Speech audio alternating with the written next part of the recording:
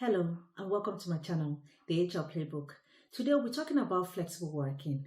What exactly is flexible working? What are the benefits of flexible working? And how does it benefit you as an employee and also as an organization? These are some of the things that we'll be covering in today's topic. Let's get into it. Since the COVID-19 pandemic, the way we work has changed dramatically. Flexible working is no longer considered as a luxury, but it has become a core part of how businesses and employees operate. Is this really a good thing, having flexible working within your organization? Does it work for both the employees and the businesses? How about the economy? Has it benefited from people working flexibly, or has it suffered? These are some of the topics that we'll be covering in today's discussion. So let's break it down. What exactly is flexible working?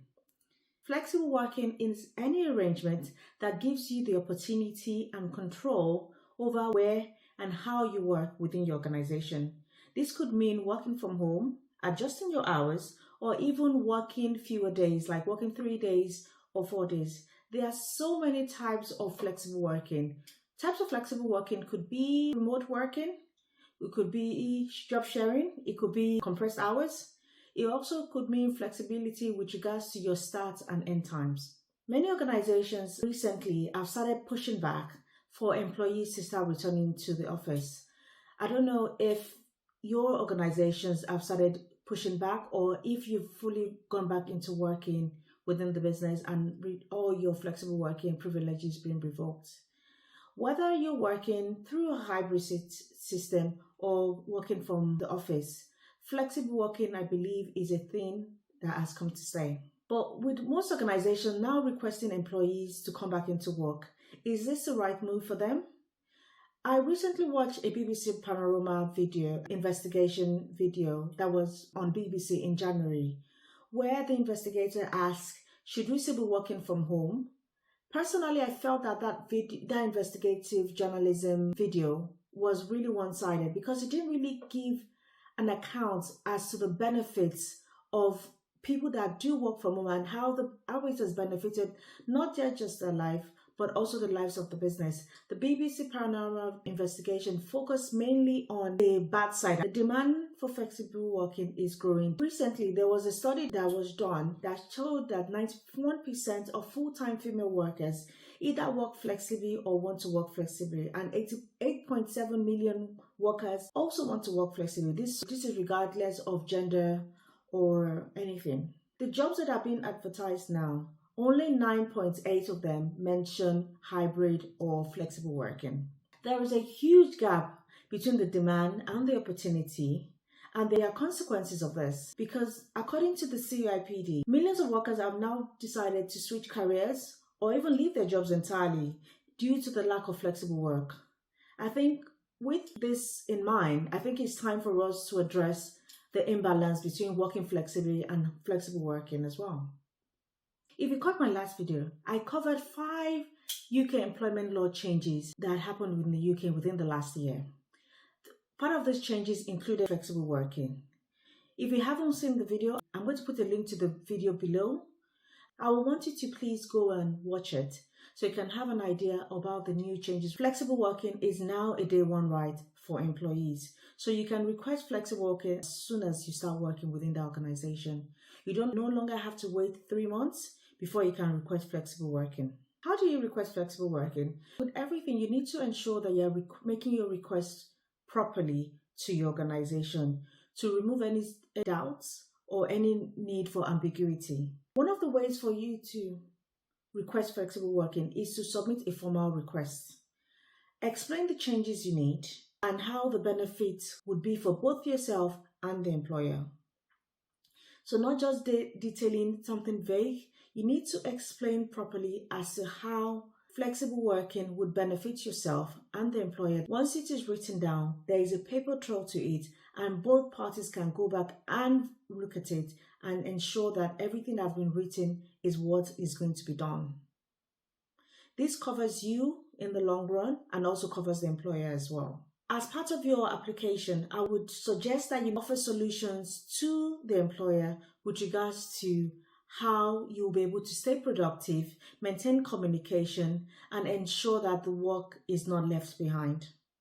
So this is a two-way understanding between yourself and your employer as to how you will still continue to do your work without having that constant supervision of you having to be at work. Once you've submitted this request, your employer has a maximum of 2 months to come back to you with a response of either yes or no. If they do come back to you with no, they have to give you a reason as to why they're rejecting the offer. Before they can actually even say no, as I said in my previous video about the UK's changes, you need to understand your rights. You need to know what you're entitled to. Your employer must seriously consider your request.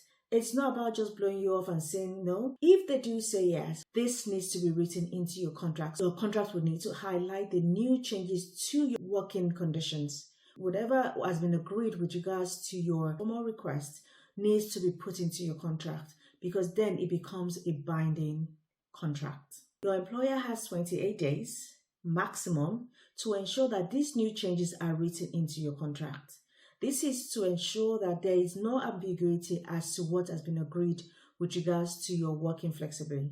And also, it protects you from having to explain to someone new. Your contract ensures that you're covered under the law. Hence the reason why I said you need to know your rights.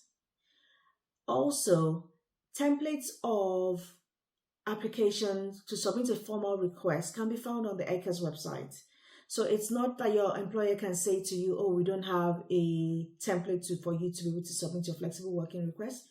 You can go to the ECA's website to download this form and fill it in to make your formal request. What are the advantages that your employer would enjoy agreeing your flexible working?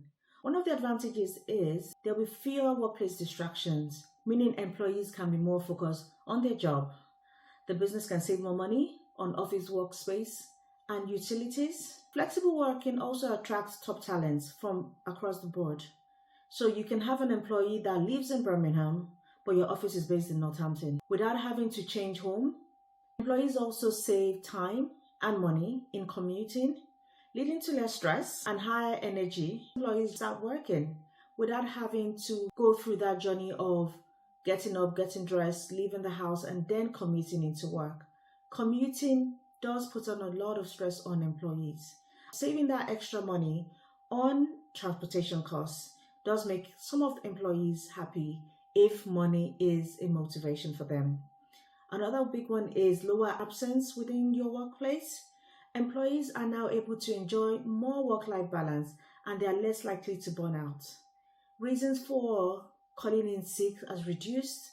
We've seen a sharp decline in stress-related absences within organizations as a result of having to work flexibly within their organization.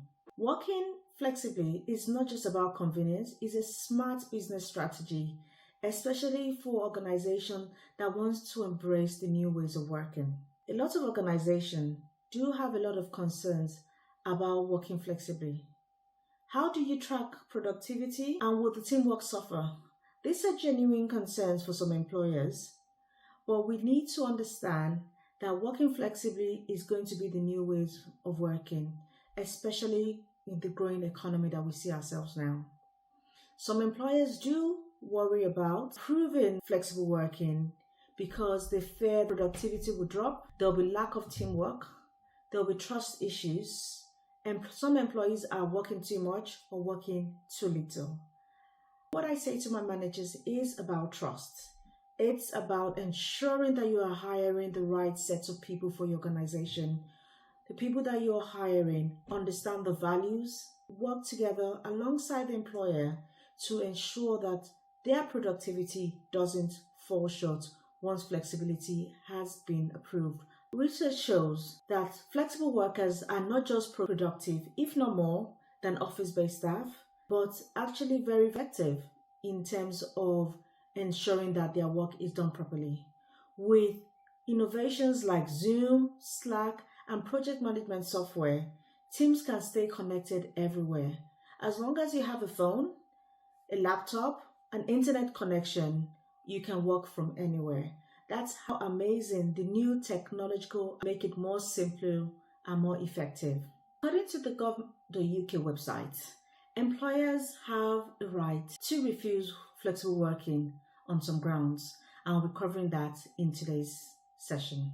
Employers can refuse a request, but only for valid reasons, such as extra costs that could harm the business. So if having to rearrange working flexible for the employees would mean that the employer would lose out on business or would cause any harm to any part of the business, they have a right to say no. Inability to reorganize work among staff, depending on your staff force or depending on what kind of work you do, will determine if they're able to reorganize the work among the rest of the staff that are working within the organization.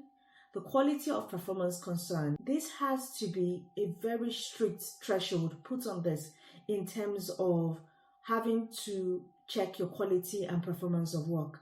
Situations where your performance or quality have been put into question prior to you working flexibly could be a reason as to why they may want to refuse your flexible working requests.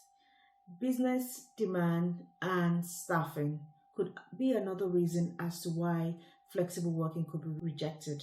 One thing I want you to remember is if your request is rejected unfairly, you have a right to challenge it. Hence the reason why I said to you, you need to know your rights. So in conclusion, whether you are an employee looking for better work-life balance or an employer wanting to attract top talent, flexible working is the future. You need to ensure that you know your rights, make your case, and embrace the change. Now, I want to hear from you. Should flexible working be the new normal? Drop your thoughts below and don't forget to like and subscribe for more workplace insight. Until my next video, I hope to see you soon. Bye.